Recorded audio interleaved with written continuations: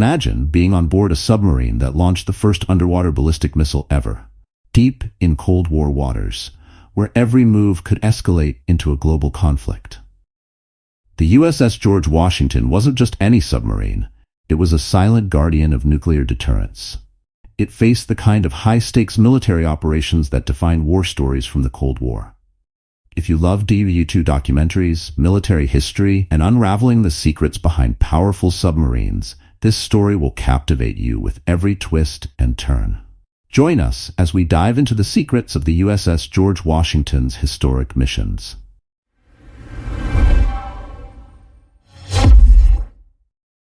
The USS George Washington, SSBN 598, holds a special place in the history of the United States Navy.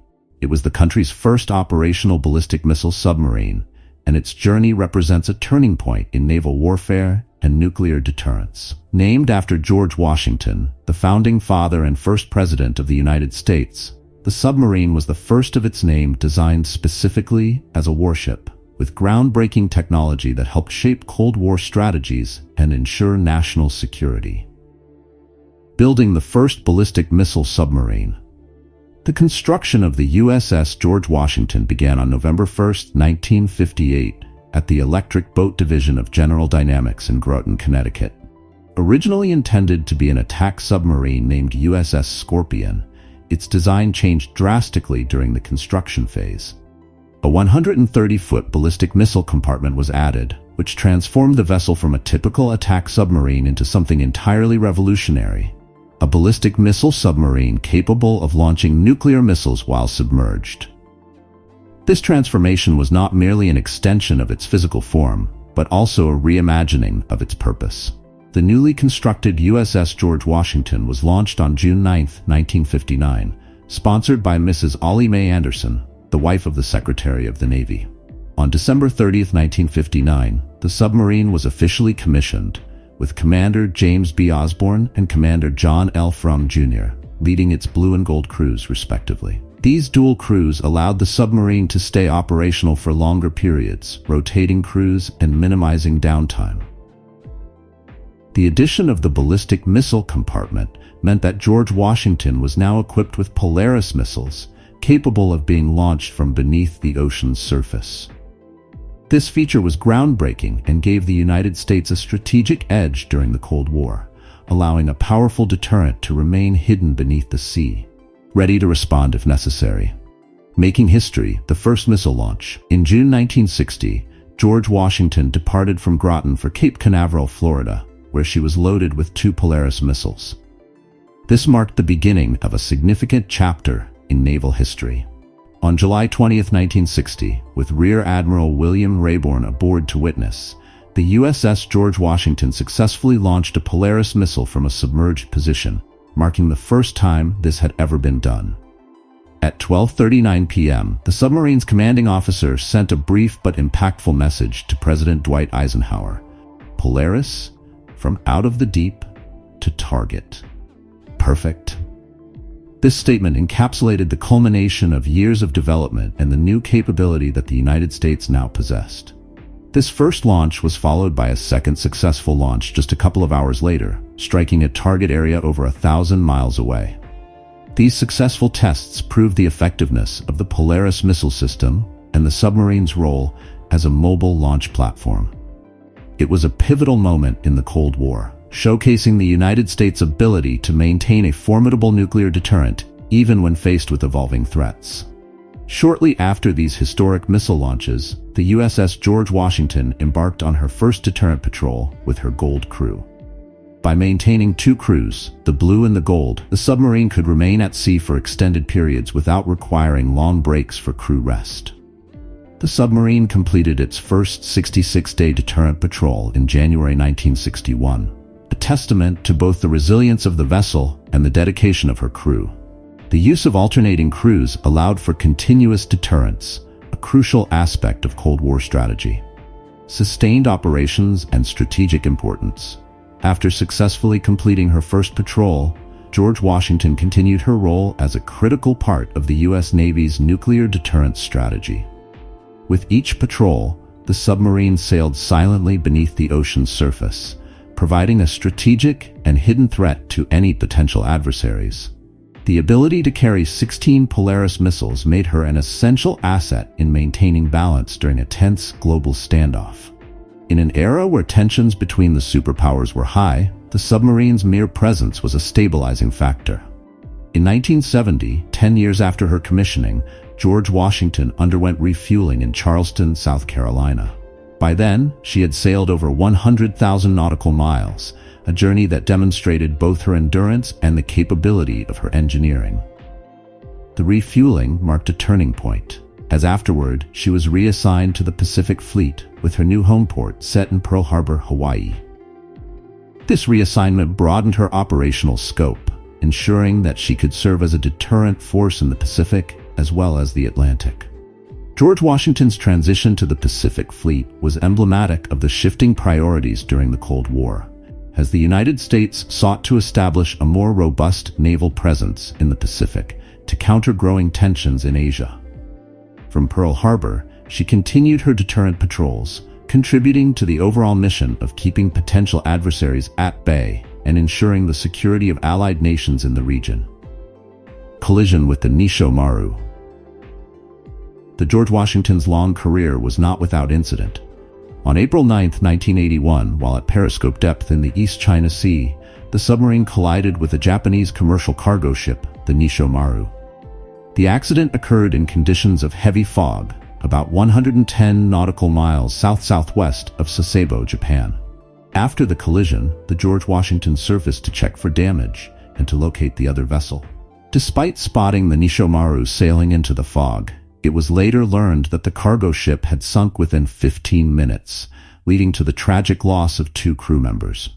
This accident put a strain on U.S.-Japan relations, particularly because it took more than 24 hours for Japanese authorities to be notified.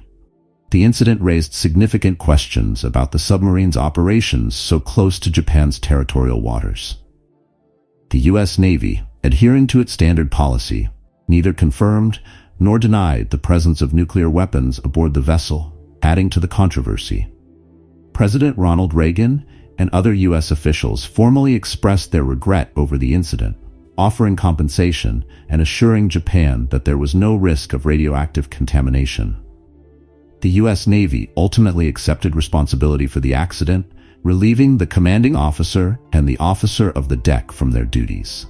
The collision served as a reminder of the risks involved in submarine operations, particularly when operating in congested or challenging environments. Final patrol and transition.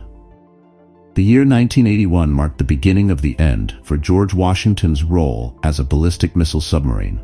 With the implementation of the SALT II Treaty, her missiles were removed, and her days as a nuclear deterrent came to a close. However, her story did not end there. George Washington continued her service as an attack submarine, SSN, refocusing her mission to conventional submarine operations rather than nuclear deterrence. In her new role, George Washington participated in various training exercises and operations. She provided support for special forces and collaborated in large-scale naval exercises, demonstrating her versatility and the continued value of her presence in the fleet. In 1983, she made a transit through the Panama Canal, returning to the Atlantic Ocean, where she participated in exercises like UNITAS, a joint operation with South American navies. Her presence during these exercises was a testament to her adaptability and her crew's skill. In early 1984, George Washington completed a circumnavigation of South America, escorting the USS John F. Kennedy as it navigated open waters between Argentina and the Falkland Islands.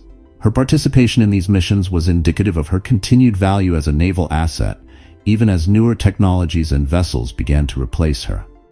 Decommissioning and legacy. After more than 25 years of service, the USS George Washington was decommissioned on January 24, 1985. She was officially stricken from the Naval Vessel Registry in April 1986, and her disposal through the Ship Submarine Recycling Program was completed in September 1998. However, her legacy endures far beyond her years of active service. Her sail was preserved and is now on display at the Submarine Force Library and Museum in Groton, Connecticut, a tribute to her place in naval history and the significant role she played during the Cold War. George Washington's career spanned a pivotal period in world history, one marked by tensions, rapid technological advancements, and the constant threat of nuclear conflict. She was a symbol of deterrence, embodying the United States' resolve to maintain peace through strength. Her ability to remain submerged and undetected for extended periods made her a key asset in maintaining the balance of power during some of the most precarious years of the Cold War. Reflecting on the impact, the USS George Washington's story is not just about the vessel itself, but about the evolution of naval warfare and strategy during the mid-20th century. Her construction was a response to the changing nature of global threats, where the need for a hidden and mobile nuclear deterrent became apparent. Her successful Polaris missile launches showcased a leap in military technology, providing the United States with a strategic advantage that was essential in maintaining the fragile balance of power during the Cold War.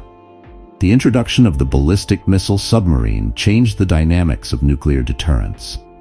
Unlike fixed missile silos or bomber aircraft, a submarine like George Washington could move undetected beneath the ocean's surface, making it nearly impossible for an adversary to locate and neutralize. This mobility and secrecy added a new layer of unpredictability, which was a crucial factor in deterring any potential nuclear strikes from adversaries. The incident with the Nissho Maru also highlights the risks and challenges associated with submarine operations. Operating underwater, especially in congested sea lanes or areas with poor visibility, poses significant dangers. The collision was a sobering reminder of these risks and led to changes in how submarines conducted their operations near civilian vessels, emphasizing safety and communication. George Washington's transition from a ballistic missile submarine to an attack submarine also demonstrates the adaptability of naval assets. As treaties and global dynamics changed, the submarine was repurposed, extending her usefulness to the Navy. This adaptability is a hallmark of naval engineering and planning, ensuring that vessels can be reconfigured to meet changing mission requirements. The legacy continues. The legacy of the USS George Washington lives on through her influence on subsequent classes of submarines and the strategic doctrines developed during her time. The concept of deterrence patrols, with submarines staying submerged for months at a time, became a cornerstone of the United States' nuclear strategy.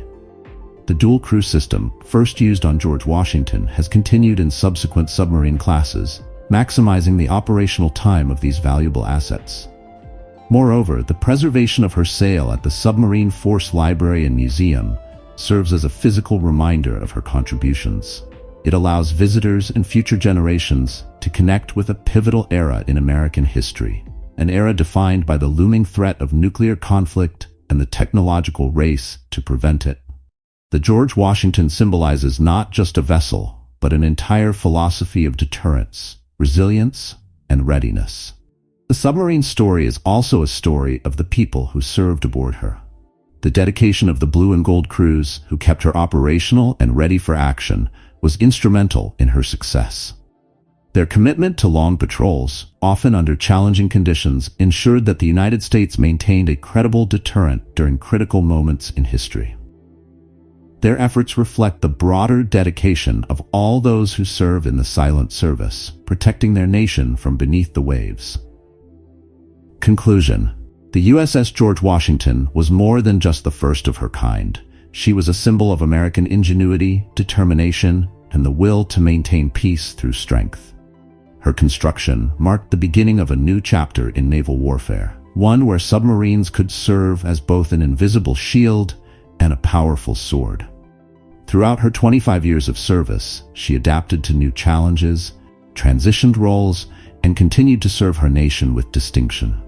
As we reflect on her story, it becomes clear that her impact extends far beyond the technological advancements she represented. The George Washington's role in shaping naval strategy, her contributions to maintaining global stability during the Cold War, and her legacy as a pioneering ballistic missile submarine make her an enduring symbol of strength and resilience. Her sail, preserved for future generations, stands as a tribute to the men and women who served aboard her and to the ideals she represented: peace, strength, and readiness.